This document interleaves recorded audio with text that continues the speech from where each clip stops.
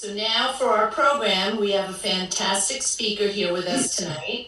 I'm happy to introduce Bob McInnis, a 30-year-old veteran of print and digital marketing and a 26-year-old full-time resident of Greenport, where he lives with his wife, who is a teacher's assistant at Greenport Elementary, as well as their 3 children. He serves on the board of both East End Seaport Museum and the Fireboat Firefighter Museum. Over the years, Bob has helped 1,000 small to mid-sized businesses grow their revenue and has conducted countless seminars for local businesses, communities on the subject of print and digital advertising, strategy and tactics in the US, Canada, and the UK. He was the global account director for the international marketing firm Duffy Agency, where he learned a variety of little-known advanced digital marketing techniques, including lead generation and marketing automation, which he then implemented for the agency's many international brands. Bob is a guest lecturer at Hofstra's Zarb School of Business on the subject of digital marketing and has more recently brought his knowledge to the North Fork, having already worked with a number of small businesses out here to help drive their revenue. Bob is a graduate of Dartmouth College, where his son Joseph now attends. His daughter Emily will be there in the fall. So it's my pleasure to introduce Bob, and I'm going to put myself on mute. You know, this pandemic has changed so many things. I know I don't have to tell you, like so many more people working from home, and certainly everyone is spending more time on the internet. Even if your target customers aren't actually buying your products and services online, they're definitely making the decisions about where to buy them from the internet. And so marketing yourself online is just more important than ever. Marketing online, though, has made these huge leaps forwards recently in terms of the strategies used and the technologies available and the increasingly effective ways you can grow your business through what you do online, even if, and maybe especially if, you never intend to actually sell online in the traditional kind of e-commerce sense. So, Linda Sweeney saw me speak elsewhere about this and thought it might be helpful for me to share this with you guys. By the way, we also have my brother in the meeting. He's a 20-year veteran of digital media. He's sitting in on the meeting in case you guys have any really technical questions about media. He's worked on the local level. He was in charge of digital advertising in New England for Gatehouse Media, about 600 newspapers. The New York Times Digital, he was in charge of up in Boston, Comcast. Then he moved to the advertising marketing space, providing inventory to the biggest agencies like Havas, which if you Google it, I believe is number 1, Dentsu. And he managed campaigns for like McDonald's and Mayo Clinic and IKEA and American Express and Walmart. So he's really an expert, and he also likes really difficult questions. So if you have any real technical questions, please see if you can torture him later on. Right, Leo? Everyone. Yeah. Yes, please. So this seminar is going to be broken into 2 parts. The big one is I'm going to get you up to speed on this highly targeted kind of digital advertising that lets you reach exactly the type of customer you want anywhere on any device. If you want to reach bicycle enthusiasts who have incomes over $100,000 who live in Greenport, you can reach them. If you want to reach anyone who's been in your competitor's place of business in the past week, you can do that. But what I'm going to do is I'm going to really kind of show you how it works. I'm going to show you the behind the scenes processes that makes this possible and how to access them and how to ensure your advertising strategy is sound. And at the end of the session, before the question and answers, talk about some things you want to be careful about if you're going to get your feet wet with this type of digital advertising. And the second thing we're going to talk about is what to do after you get them to your site, whether it's through digital advertising or organic or a paid search result for that matter, or any way that people come to your site. What do you do to get them to do something? Because if you're not careful, of course, the vast majority of your website visitors, like 95% of them, will just come to your site and end up leaving without contacting you at all, even if they are the perfect prospect for you, which really ends up wasting the majority of your advertising investment or efforts if you're like just using social media. So I'm going to show you some tricks and techniques there and really just how you get the most out of your investment. Actually, Monroe College is one of my clients. They came to me because they were spending a ton of money on digital advertising, and people were coming to their website, but nobody was filling out a contact me form. Nobody was downloading a brochure. Nobody was filling out an application.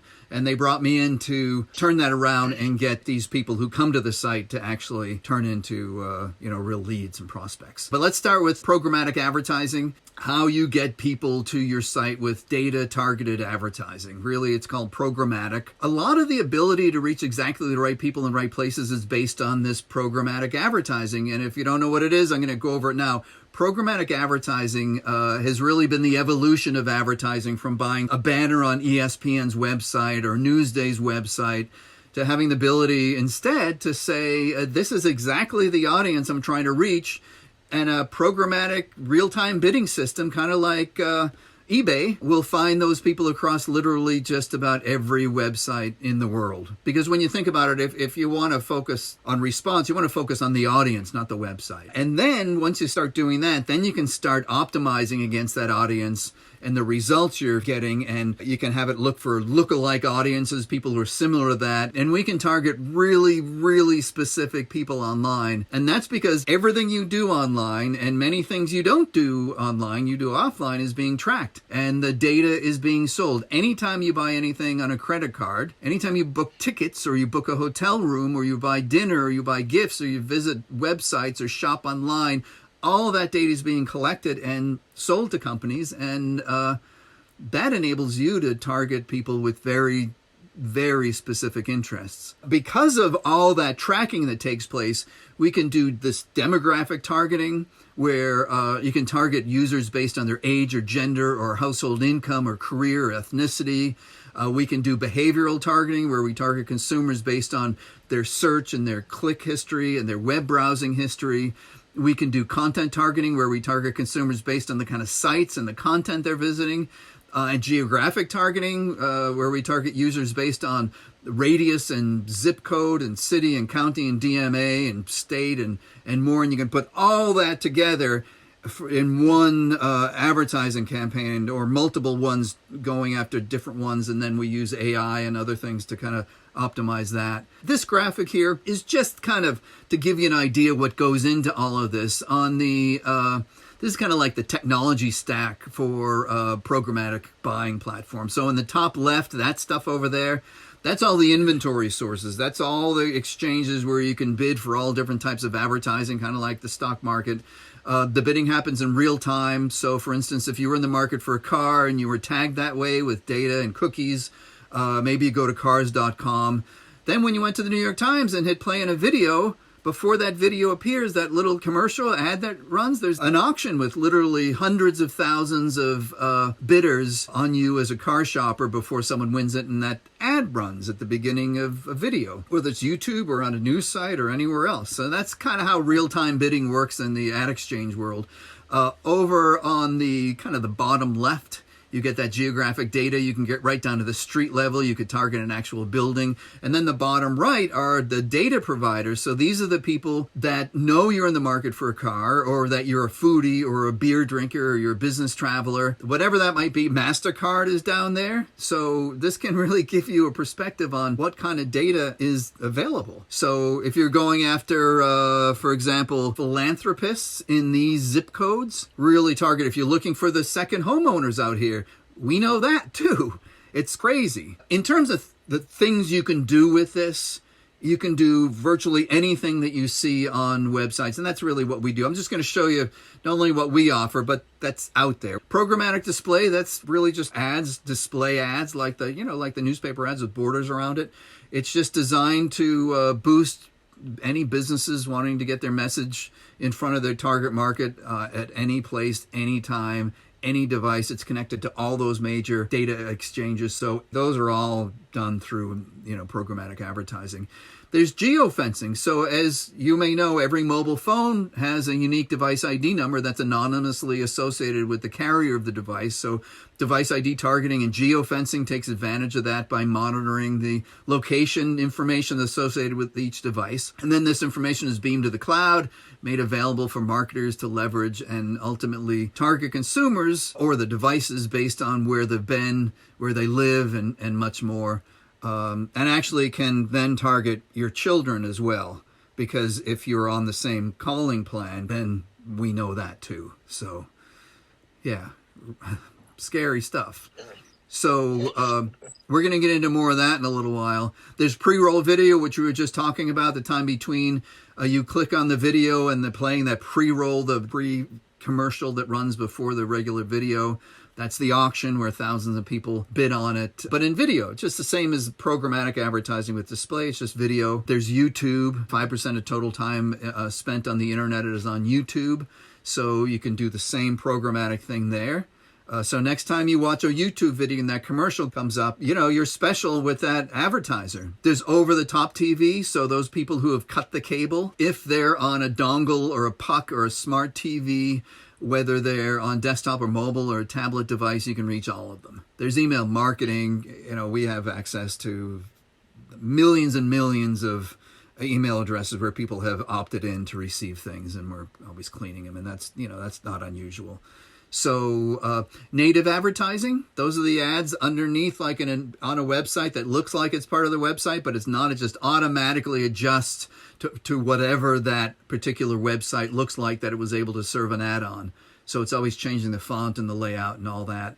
You can reach like 92% of the online population using that. Paid search, those ads that come up on top of the organic results in Google, for example. You can do competitor analysis, competitor conquesting. When people type in your competitor's name, your business will pop up, and then you can optimize off of that. There's local search engine optimization. There are like 200 directories out there in terms of where you could get your name ranked and in there. Right, not only Google Maps and Apple Maps, but like Waze, for example, get on that map. There are a ton of them. Organic SEO, right? Search engine optimization, the things that you can do on your website, like keywords and having people link to you, and you linking to other sites or other pages internally actually is extremely effective. So Google can figure out how good your information is and how annoying your information is not. If your site loads very slowly or just has weird stuff on it, Google is trained to do that, so people will continue to use Google in the future. And the organic results are under the paid results. So the paid results are first, organic results are under it. Social media like Facebook and Instagram and Snapchat and Reddit, you can get on there. Streaming radio like Spotify, Pandora, this is all programmatic stuff that you can say, I just want to be on this and not this, by the way, kind of negative keywords and data sets. And in terms of device ID targeting, people ask us the most about this. I'm going to just show you a little about how we're acquiring the data. I know I went into it a little already, but we're actually leveraging relationships with tens of thousands of different applications that actually ping your data every time you're using the app. Even when you're not using the app, they don't need for location services to be on, for example, to collect the information. Your flashlight app is collecting information on you. Yeah, so the problem is, or the benefit for you trying to reach your target customer, is that deep within those terms and conditions, that we just kind of say okay to, because who has the time to read all those? Whether you're using your Uber app or a weather app or whatever it might be, they're going to use your data. They say they're going to use it to enhance your experience, maybe, but they're also selling it to me, to marketers, to let you really be hyper targeted. So in terms of strategy you can use with that geo information, visitor targeting. If you want to target people who have visited points of interest to you, like if I run a marina, for example, I might want to target people who have been out in Peconic Bay or the Sound maybe, or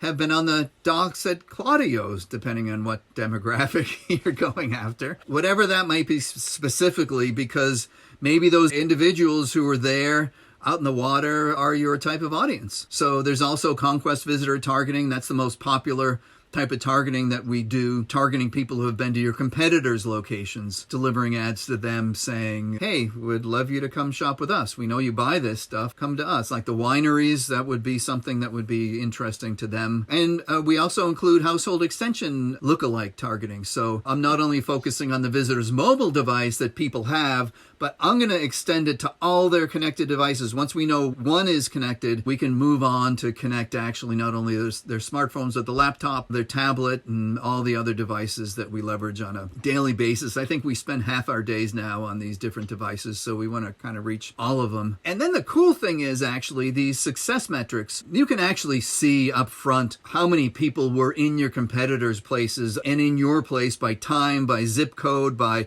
age group, by how many kids they have. See down the bottom here, no children, one or more children. It's crazy. And yeah, by zip code over here, and you can target any combination of these people. Not only means you can target them, but we will know when these people that you targeted with advertising come into your shop because we're tracking them and we can match up that device with the ad that we sent and if they actually came in. So you can really see like the ROI. So it's insane what's out there and it's always changing. But this is kind of what we have now. So you can tell how many people clicked and how many total visits. So some words of advice here. This technology is amazing. You can get it from different places, but here are the three big things that you need to be careful of. It's the quality of the media, the markup involved in this. It's obscene how much people mark it up. The recommended markup for this media, if I were to resell it to you, would be 60%. We keep it at 15, but to find out how much people mark up is really hard unless you do a media audit, which we're fine with. And then there's the campaign management. Is it kind of set it or forget it, or is it someone going in and checking on these things? So the Kobe beef example, I've seen Kobe beef on a lot of menus, sliders and all sorts of things, but I don't know. I couldn't tell the difference between an A1 Kobe beef steak from a B5, from a Wagyu, or even just a really good steak. Bon Appetit did an article on it. Lots of restaurants know that we don't know. All these New York restaurants were saying they sell this beef, and they did. There's only one 212 Steakhouse restaurant in New York City. That's the only one, around here. A lot in Vegas. The problem with this is that, not that they're claiming this, it's the people reselling it to you don't know that either because they don't know how to go in and look at the metrics and analyze. I don't know. Leo, I don't know if you're unmuted or not. What are the kind of things you look at to try to figure out if this is a higher quality than others in terms of quality of the media? Yeah, I mean, you really have to know how to dig into the data on the actual ad campaign. So, the set it and forget it scenario that you're talking about is pretty common, where the person selling you advertising really doesn't know what they're selling you. They're being told it's high quality. There's fraud detection going on. There's all these safety measures, but they really don't know. Like you're talking about the Kobe beef. If the server is saying, yeah, it's Kobe beef, they don't really know. So you really need to know how to dig into the actual buying platforms. You have to be able to analyze the inventory. There's a lot of work going on. And especially for small businesses, most media companies and advertising companies don't really want to take the time to do that for $1,000 budget or a $2,000 budget. So it's very hard to sort of protect yourself from this type of thing. And again, as you mentioned, I don't think it's anyone really trying or purposely trying to do this on the sort of, the salesperson who calls you up or comes in probably doesn't know, but at some point in the chain of platforms and, owners of media companies, there is definitely a decision being made to really drive high margins and sell low quality. And it's very hard to tell. So a lot of what we do is really, analyze and take a look at what clients are doing and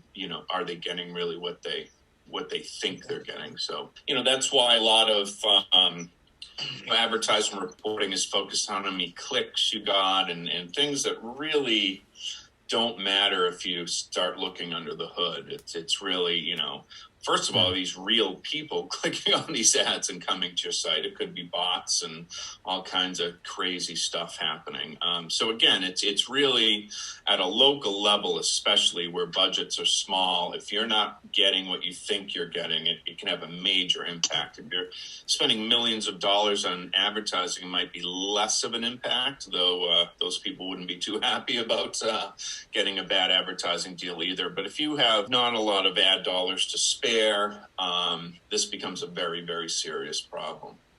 We have a question. Sure. With so much data available, what's the best approach to narrow down one's target personas, multiple personas? Yeah, I mean, typically what we try to do is narrow it down right from the beginning with a lot of questions about, who the target audience is, who the most profitable customers are, things like that. And we know how to target the data that way. But getting back to the sort of set it and forget it mentality, you may not end up getting the right data. So the answer is, start as narrow as you can, but not too narrow, and then optimize, on a daily basis, figure out, where the best bang for your buck is coming from. And, I was talking to an advertising platform today, and the customer really wanted to do Twitter advertising, and this person was really advising against it. They did it anyway, and it ended up being the best return. So they were moving ad dollars to that piece. Now, if you just, sign up with a typical media company, they're just going to run it and hope for the best. So, weeding through the data, getting to the right data, first of all, takes a lot of knowledge about what that is up front. But the key is optimizing often and continuously throughout the campaign. Here's the other thing that you need to watch out for is pricing. The markup.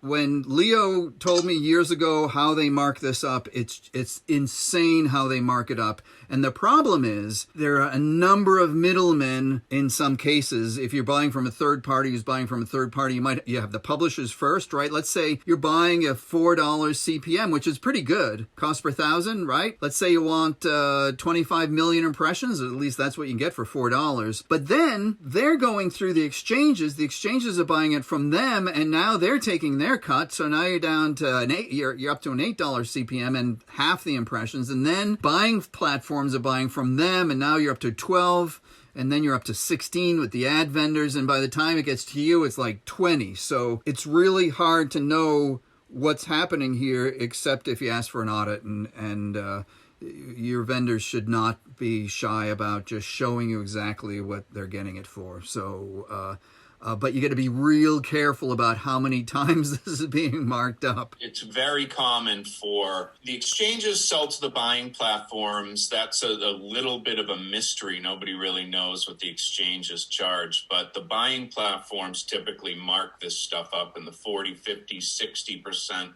range. And then the ad vendors who turn around and sell it to either ad agencies or directly to clients may add another 50 or 60% on there. I had somebody today say, hey, we're going to sell this to you for $4. We suggest you sell it for $10. If you add zeros onto the end of that, that's a huge markup after several other markups. So that's why it is important to have somebody taking a look at what you're buying or going to buy who knows and can ask these tough questions. I had a local business here in Boston who, it was a 3-person business. They were starting a probiotic company, and they were starting to look at ad agencies.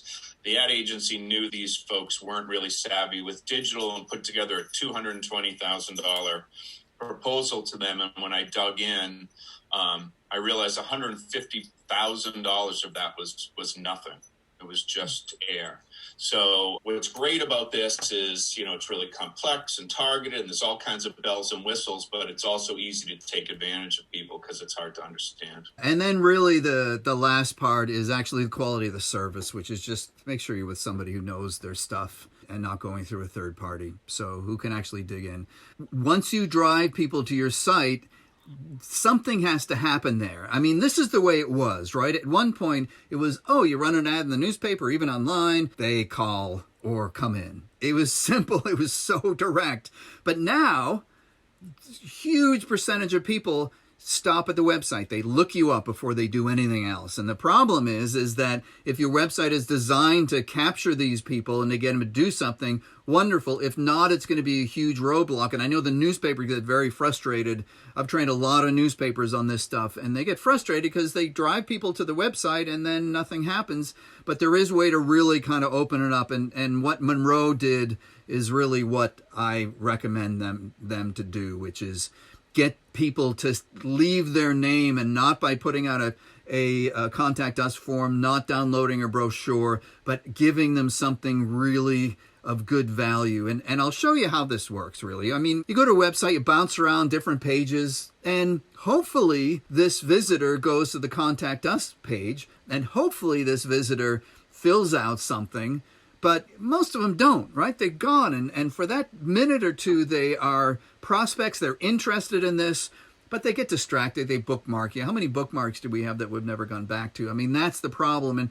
And so to really see the solution, you need to kind of look at it as kind of a funnel. This is a sideways funnel, but however you get people to your website, whether it's through advertising or social media or search engine optimization or email, they're going to end up there. Then you call them or you email them, and hopefully the salesperson closes the sale. And if you're more sophisticated, you might have a line of emails all pre-written, all set up. They call it a drip campaign, right? And you can do it in MailChimp. And that's usually the way most people do it. And if it doesn't work, they usually blame, the media, maybe it's not the right media, maybe there's fraud involved, maybe it's, whatever. Or maybe our website needs help. Maybe it doesn't look good enough. Maybe we need a makeover. Or maybe our salespeople just aren't closing the deal. But really what the problem is, and I've helped a lot of businesses with this, and this is one of the things I teach at Hofstra's Sarb School of Business. The problem is that these days, people will not reach out to you until they're 60 to 90% of the way through their buying journey, through their decision-making process. It's not like they're at our mercy anymore where they have to call us for information. So they're typically not ready to give you their email address. Also, every visitor is different, right? So if you are sending emails out automatically, for example, the odds that each individual is in the exact stage of their buying journey that email will resonate in, those odds are really low. And your salespeople are just so uninformed about what this person has done. I'm able to track on my website where everybody goes, every page they go to, how long they stay. If they go to special pages, I'll get a text. That's called marketing automation. But even if you don't have marketing automation, the trick is to identify more leads coming to you and build that funnel better so you're nurturing these people who do not buy right away, which is like 95% of them, and then give them better data based on all this tracking information we're getting, and send them a text at the right time when it's not too late, but it's not so early that they don't even want to talk to you. I helped, among other people, have helped Sarah Phillips at First and South in Greenport with this. She found that her sales were kind of dipping and up and down, certain seasonal things. So what we did was not only drive people to her site, but when they got there, we put what we call a lead magnet in. And I recommend everybody on this call get a lead magnet on your website, so when people come to you through, no matter what way they come to you, there is something of value to them. And it can't be a brochure, it can't be a join our newsletter, it needs to be something valuable enough that they will pay for it with their email address and maybe a little more information. So that's what we did. I built I do some photography out here. Honestly, I just put them in this thing with a Google Maps link and a little description of it. And this is what they recommended people coming to Greenport do. So everybody comes to the site, sees this. We had a pop-up for a long time. Now it's just up in the menu. They'd come to the site. There'd be a basic pop-up. It would lead them to a download page where we would ask just basic information. What's your name? What's your email address? Do you live here year-round, or are you a weekender? Do you come out? How many times have you been here? And from that, we were able to break up the people who spent serious money with them and were locals, and people who were tourists. And for tourists, we were able to use that ebook, for example. So you can see at one point it was 576 form submissions, 576 downloads, 487 unique people. So I guess some people download them twice, but it's up well over 1,000 people now. And we've brought in about 50,000 worth of, revenue based on that. So I have another question for you, Bob. Sure. Yeah. Are websites legally required to provide cookie notifications now? The FTC does require. There's some gray area though. But yeah, basically it's required. How closely it's monitored, or people are held accountable to it. Again, it's a little bit of a gray area, but I think as Bob mentioned earlier, most of us, something pops up and says we place cookies. Most people just hit OK so they can move on. There's certainly no shortage of data because of that. But people do have the option to opt out of that type of thing. Like everything else in the digital world, there's not really a simple, straightforward answer, but the basic answer is yes. That's another thing. But that's a good question. So if you collect email addresses and things like that, there's a lot of policies that need to be followed. California really went the way of Europe and Canada first. So it's moving really quickly. And so if you're collecting emails, which is a good point, or data, you really have to know how to do that legally. So again, working with people who know what they're doing is key. But the combination of cooking them, getting them to download something, get their email address, get their information, and then using a marketing automation system to watch them each day, every time they come back, even if they were there a year ago, as long as your tracker was there a year ago, if they download the thing today, it'll go all the way back and say, oh, look, this is exactly what this person has done. It scores them. And what you do is you just send out occasional emails to little articles or things and see when they start engaging, and the system just watches that and automatically lets you know when, hey, this person, for me, for example, with newspaper consulting, which I did for a long time, it was extremely helpful because I might have a client who disappeared, who seemed to be all set to buy, and then they dropped off the face of the earth. And then 3 months later, suddenly I get a text saying, this person's back on your site. And I can go in and see what pages they were on, and it's like gold, especially for those of you who are selling more expensive items where volume isn't as important as just getting the right people buying. In any case, if there are any other questions, great. If not, it's an honor that you guys invited me to such an important meeting. Hopefully, in not too long a future, I'll be seeing you guys at the meetings in person. So, fingers crossed. Thank you, Bob.